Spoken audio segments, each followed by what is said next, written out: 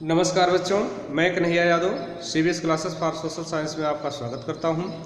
आज की वीडियो के अंतर्गत हम लोग कक्षा 9 के सामाजिक विज्ञान में भूगोल खंड के अंतर्गत चौथे लेसन में, जिसका नाम है जलवायु, के भाग 4 का अध्ययन करेंगे, जिसमें हम लोग मानसून का आगमन एवं वापसी के बारे में जानकारी प्राप्त करेंगे। जैसा कि हम लोग पिछली वीडियो में भारतीय मानसून की उत्पत्ति कैसे होती है, मानसून क्या है, इन सब के बारे में जानकारी प्राप्त कर चुके हैं। तो आइए आज के टॉपिक को शुरू करते हैं। जैसा कि भारत में मानसून का आगमन भारत के मुख्य भाग पर जून के प्रथम सप्ताह 1 या 2 जून तक हो जाता है। भारत में मानसून की अवधि जून से लेकर के मध्य सितंबर तक 100 से 120 दिन तक होती है। मानसून का आगमन भारत की मुख्य भूमि पर यानी कि केरल के तट पर 1 या 2 जून तक हो जाता है। इसके बाद यह विभिन्न समयों में देश के अन्य भागों में पहुंचता है। मानसून के आगमन से वायुमंडलीय दशाओं में परिवर्तन हो जाता है, जैसे कि तापमान कुछ कम हो जाता है, वायुमंडल में आर्द्रता बढ़ जाती है, गर्म एवं शुष्क हवाएं चलना बंद कर देती हैं, मौसम कुछ ठंडा हो जाता है। साथ ही वर्षा की प्रकृति में भी परिवर्तन हो जाता है। मानसून के आगमन के पूर्व भारत में जो वर्षा होती है उसे वो वर्षा जो होती है वो प्रायः चक्रवातीय वर्षा होती है, और चक्रवातीय वर्षा गरज चमक और तीव्र हवाओं के साथ होती है, जो कि कभी कभार होती है। जबकि मानसून के आगमन से वर्षा जो है वह बिना हवाओं के या शांत हवाओं के साथ या हल्की हवाओं के साथ मूसलाधार होने लगती है और वर्षा कई दिनों तक होती रहती है। मानसून के इस आगमन को मानसून का प्रस्फोट या मानसून का प्रस्फुटन कहा जाता है। देखिए, क्योंकि भारत का जो दक्षिणी भाग है उसकी स्थिति क्या है, वह प्रायद्वीपीय है। प्रायद्वीपीय स्थित होने के कारण भारत में जो मानसूनी हवाएं प्रवेश करती हैं वह 2 शाखाओं में बंट जाती हैं। वास्तव में देखा जाए तो जो मानसूनी हवाएं होती हैं वह दक्षिणी गोलार्ध में चलने वाली व्यापारिक पवनें ही होती हैं, जिनकी दिशा भूमध्य रेखा को क्रॉस करने के बाद परिवर्तित हो जाती है फेरल के नियम के अनुसार।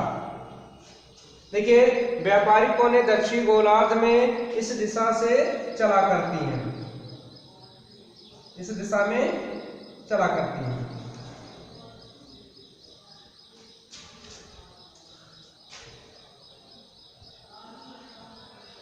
मानसूनी हवाएं या मानसून वास्तव में व्यापारिक पवनों का ही रूप है, जो कि या जिनकी भूमध्य रेखा को क्रॉस करने के बाद दिशा परिवर्तित हो जाती है, क्योंकि फेरल के नियम के अनुसार हवाएं उत्तरी गोलार्ध में अपनी दाईं ओर और दक्षिणी गोलार्ध में अपनी बाईं ओर मुड़ जाती हैं। तो जब ये व्यापारिक पवनें दक्षिणी गोलार्ध की, देखिए ये भूमध्य रेखा है, नीचे मकर रेखा है और 0 अंश और 20 अंश अक्षांशों के मध्य जो है व्यापारिक पवनें चला करती हैं।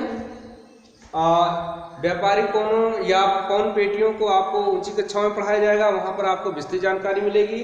आज इस क्लास में आप केवल इतना ही जानिए कि व्यापारिक पौने कुछ होती हैं और इन अक्षांशों के मध्य चला करती हैं। तो व्यापारिक पौने जो है, जब चूंकि वायदा पेटियों के खिसकाव के कारण व्यापारिक पौने जो है वह या वायदा पेटियां उत्तर की ओर खिसक जाती हैं, जिससे दक्षिण गोलार्ध में चलने वाली व्यापारिक पौने भूमध्य रेखा को क्रॉस करती हैं तो फेरम के नियम के अनुसार अपनी दाईं तरफ मुड़ जाती हैं और दाईं तरफ मुड़ने से इनकी दिशा जो है वह भारत की तरफ हो जाती है। इनकी दिशा भारत की तरफ हो जाती है।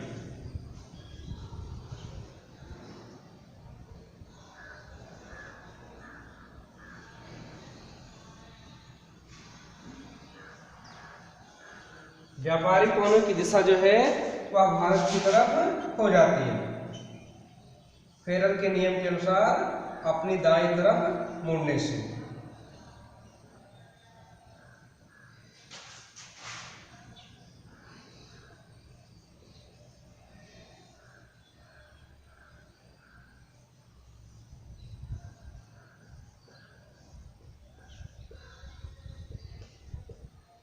आप लोग चाहे तो इसको मानचित्र पर भी दिखा सकते हैं, मानचित्र बना सकते हैं।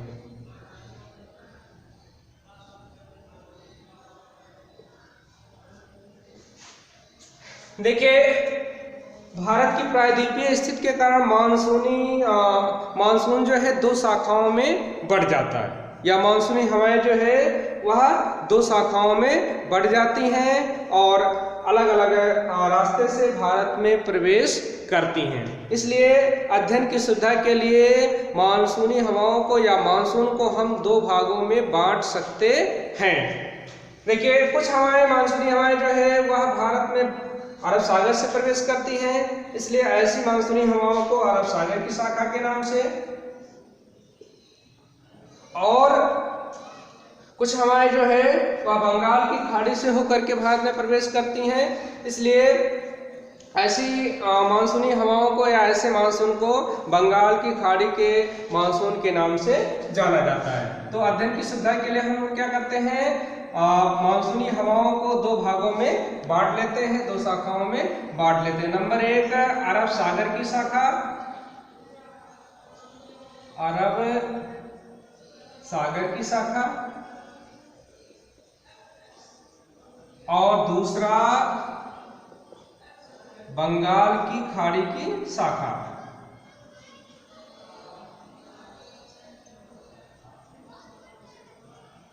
बंगाल की खाड़ी की शाखा।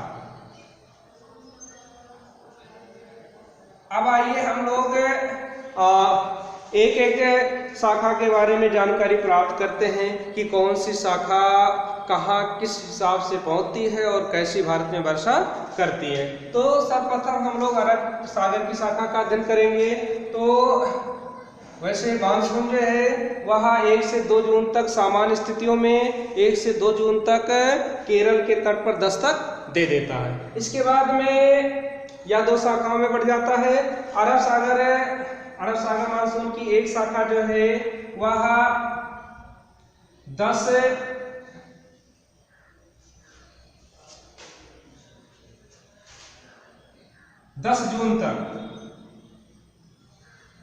जून तक कर्नाटक के तट पर पहुंच जाती है, जो कि पश्चिमी घाट पे कर्नाटक के तट पे। और देखिए दूसरी शाखा दे दीजिए, फिर से देखिए, सामान्य तौर पर 1 या 2 जून को मानसून भारत के केरल के तट पर दस्तक दे देता है। इसके बाद ये दो शाखाओं में बढ़ने के बाद में अलग अलग रास्ते से भारत में प्रवेश करता है। अरब सागर की एक शाखा जो है यह 5 जून तक कर्नाटक के तट पर पहुंच जाती है। 10 जून तक यह मुंबई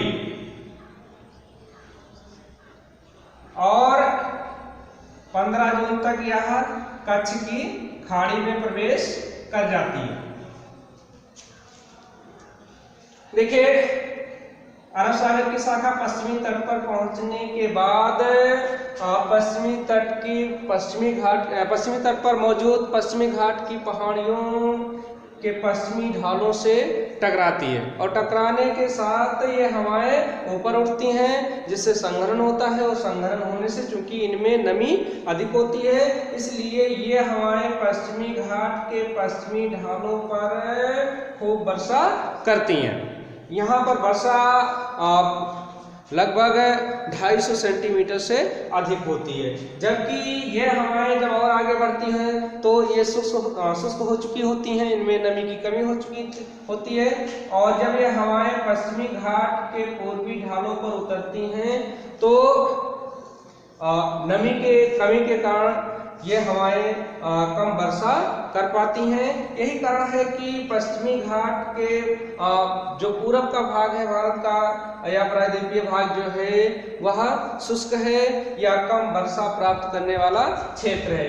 एक अनुमान हम लगा सकते हैं कि कर्नाटक पर पश्चिमी घाट के पश्चिमी ढाल पर मंगलोर है, जस्ट उसी के सामने पूर्वी ढाल पर बंगलोर है। दोनों के स्थानों में वर्षा में काफी अंतर है। मंगलोर में जहां वर्षा 250 सेंटीमीटर से अधिक होती है, वहीं बंगलोर में वर्षा मात्र 38 से 40 सेंटीमीटर ही होती है। एक शाखा जो है मुंबई के तट से टकराती है 10 जून तक, और एक शाखा जो है वह कच्छ की खाड़ी से नर्मदा नदी घाटी में प्रवेश करती है। कब तक? 15 जून तक प्रवेश कर जाती है, जो कि नर्मदा नदी घाटी में वर्षा करते हुए छोटा नागपुर तक चली जाती है और यहाँ वर्षा करती है। आगे जाने पर फिर ये गंगा या यूं कहें कि बंगाल की खाड़ी की शाखा से ये मानसूनी शाखा जो है मिल जाती है। एक शाखा इसकी जो कच्छ की खाड़ी से प्रवेश करती है 15 जून तक, और यह अरावली पहाड़ियों से होते हुए सीधे जाकर के पंजाब, हिमालय या जम्मू कश्मीर से जा टकराती है। क्योंकि ये हवाएं जो है अरावली पर्वत श्रेणियों के समानांतर चलती हैं, या इन हवाओं के रास्ते में कोई प्राकृतिक अवरोध नहीं है। जो प्राकृतिक अवरोध है वो अरावली की श्रेणियां हैं, अरावली पर्वत की श्रेणियां हैं, जो कि इन हवाओं के समानांतर स्थित हैं। इसलिए इन हवाओं के रास्ते में कोई अवरोध नहीं उत्पन्न हो पाता है। इसलिए हवाएं जो है राजस्थान के क्षेत्र में वर्षा नहीं करती हैं और आगे जा करके जम्मू कश्मीर की पहाड़ियों से जा टकराती हैं और यहाँ पर ये वर्षा करती हैं। ये तो रहा अरब सागर की शाखा, ये तो रही मानसून की अरब सागर की शाखा। अब हम लोग बंगाल की खाड़ी की शाखा देखते हैं।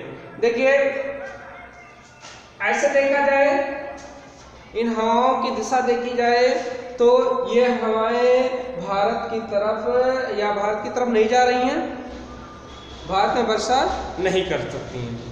लेकिन यहाँ पर म्यांमार में अराकान की पहाड़ियां स्थित होने के कारण बंगाल की खाड़ी की मानसून की जो शाखा है वह इसकी दिशा जो होती है वह होती है पूर्वोत्तर की तरफ होती है। ऐसी स्थिति में ये शाखा जो है भारत को छोड़ती हुई नजर आ रही है। लेकिन सामने म्यांमार में अराकान की पहाड़ियों की स्थिति के कारण ये शाखा जो है इन पहाड़ियों से टकरा करके इसकी दिशा जो है वह उत्तर की तरफ हो जाती है, उत्तर की तरफ ये हवाएं मुड़ जाती हैं।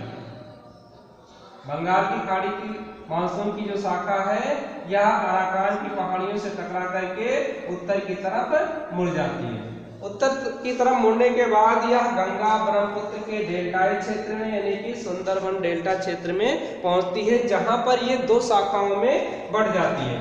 एक शाखा जो है वह ब्रह्मपुत्र नदी घाटी में चली जाती है और एक शाखा जो है हिमालय के सहारे, चूंकि हिमालय की हाइट अधिक होने के कारण ये हवाएं सीधे उत्तर की तरफ हिमालय को नहीं क्रॉस कर पाती हैं, इसलिए ये हवाएं जो है या ये शाखा जो है वह हिमालय के सहारे पश्चिमोत्तर की तरफ ऊपर बढ़ने लगती हैं।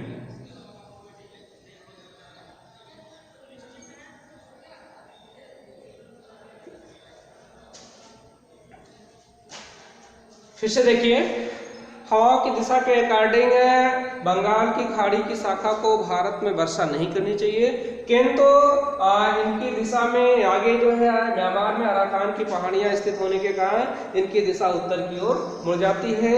उत्तर की तरफ मुड़ने के बाद ये गंगा एवं ब्रह्मपुत्र के डेल्टाई क्षेत्र में प्रवेश करती हैं, जहां पर ये दो शाखाओं में डिवाइड हो जाती हैं। एक शाखा जो है वह ब्रह्मपुत्र नदी घाटी क्षेत्र में चली जाती है, दूसरी शाखा जो है गंगा नदी घाटी में चली जाती है। जो ब्रह्मपुत्र में जाती है जो शाखा, वह भी दो शाखाओं में डिवाइड हो जाती है। एक शाखा जो है गारो खासी जयंतिया पहाड़ियों में जाती है, जहां पर घनघोर वर्षा करती है। यहीं पर दुनिया का सबसे अधिक वर्षा प्राप्त करने वाला स्थान मासिनराम या चेरापूंजी स्थित है, जहां पर वर्षा 1100 से 1300 सेंटीमीटर तक होती है। और एक शाखा जो है ब्रह्मपुत्र नदी घाटी में वर्षा करते हुए आगे बढ़ जाती है। और मानसून की जो शाखा गंगा नदी घाटी की तरफ हिमालय के सहारे आगे बढ़ती है, वह आगे चल करके जो नर्मदा नदी घाटी से जो शाखा प्रवेश की थी मानसून की, छोटा नागपुर पठार बिहार तक गई थी, उस शाखा से मिल जाती है और हिमालय के सहारे पश्चिमोत्तर की तरफ आगे बढ़ती है। देखिए, जैसे जैसे ये मानसूनी शाखाएं आगे बढ़ती हैं, वैसे वैसे चूंकि पश्चिमोत्तर की तरफ बढ़ने से ऊंचाई बढ़ती है और ऊंचाई के बढ़ने से संघनन होता है, जिससे ये उत्तर भारत में पर्याप्त वर्षा करती हैं। और जैसे जैसे आगे बढ़ती जाती हैं, ऊंचाई बढ़ने से तापमान घटता है, हवाएं ठंडी होने लगती हैं। हवाओं के ठंडी होने साथ ही हवाएं शुष्क भी होने लगती हैं। इसलिए जैसे जैसे ये हवाएं पश्चिमोत्तर की तरफ आगे बढ़ती जाती हैं, इनमें नमी की कमी होती जाती है, हवाएं शुष्क होती जाती हैं, इसलिए वर्षा की मात्रा कम होने लगती है। देखिए, बंगाल की खाड़ी की मानसून की शाखा जो है वह 1 जून तक या जून के पहले सप्ताह में असम तक पहुंच जाती है और 15 जून तक जो है वह पूर्वी उत्तर प्रदेश तक पहुंच जाती है, अपने यहाँ तक 15 से 25 जून के बीच में। इसके बाद में जून के अंतिम सप्ताह या 29 जून तक यह शाखा जो है दिल्ली तक पहुंच जाती है। इसके बाद में जुलाई के प्रथम सप्ताह में ये शाखा जो है वह पंजाब, हरियाणा आदि राजस्थान आदि क्षेत्रों तक पहुंच जाती है। इसके बाद में 15 जुलाई तक लगभग यह भारत के शेष अन्य भागों में ये शाखा पहुंच जाती है। और जैसे जैसे पूर्वोत्तर से पश्चिमोत्तर की तरफ ये शाखा बढ़ती जाती है, वैसे वैसे इसमें वर्षा की मात्रा कम होती जाती है, क्योंकि हवाएं जो है वह शुष्क होने लगती हैं। और कश्मीर तक पहुंचते पहुंचते ये हवाएं शुष्क हो चुकी होती हैं और काफ़ी ऊंचाई पर जा चुकी होती हैं, जिससे हवाएं ठंडी भी हो चुकी होती हैं और हवाएं ठंडी होने से भारी हो चुकी होती हैं। इसलिए ये हवाएं आगे चल करके नीचे उतरना शुरू कर देती हैं, नीचे उतरना शुरू कर देती हैं और नीचे उतरती हुई हवाएं कभी वर्षा नहीं करती हैं या बहुत कम वर्षा करती हैं। यही कारण है कि इधर जो है थार का जो मरुस्थल है या राजस्थान का जो मरुस्थलीय भाग है या थार का जो मरुस्थलीय भाग है वह शुष्क रहता है। इसके बाद मानसून के वापसी की प्रक्रिया प्रारंभ होती है। अभी तो हम लोग पढ़ रहे थे मानसून का आगमन, अब हम लोग देखें कि मानसून के वापसी का समय क्या है। देखिए, मानसून जो है भारत में अलग अलग समयों में पहुंचता है और अलग अलग समय में वापस भी होता है। मानसून जहां सबसे बाद में पहुंचता है वहां सबसे पहले वापस हो जाता है और जहां सबसे पहले पहुंचता है वहां सबसे लास्ट में वापस होता है। तो सबसे पहले वापसी जो होती है वह पश्चिमोत्तर भाग से होती है, जम्मू कश्मीर, पंजाब, हरियाणा आदि से होती है। लगभग 15 सितंबर के बाद मानसून वापस होने लगता है और लगभग 15 अक्टूबर तक मानसून जो है प्रायद्वीपीय पठार के या गंगा के मैदान से वापस हो जाता है, प्रायद्वीपीय पठार पर आ जाता है। और इसके बाद फिर इसके वापसी की गति काफ़ी ज़्यादा हो जाती है और नवंबर तक आते आते मानसून पूर्णतः प्रायद्वीपीय भागों से या भारत के मुख्य भागों से वापस हो जाता है। इसके बाद में यद्यपि इस समय द्वीपों पर यानी कि अंडमान निकोबार द्वीप समूह, लक्षद्वीप आदि में वर्षा होती रहती है और दिसंबर जनवरी तक यहाँ से भी मानसून पूर्ण रूप से हट जाता है। हालांकि जिस समय दिसंबर जनवरी के महीने में अंडमान निकोबार में वर्षा हो रही होती है उस समय भारत जो है वह शुष्क ऋतु के चपेट में आ जाता है या भारत का मुख्य भाग जो है वह शुष्क ऋतु के चपेट में आ चुका होता है। तो ये रहा भारत के मानसून का आगमन एवं वापसी। अगली वीडियो में हम लोग भारत की ऋतुओं के बारे में अध्ययन करेंगे।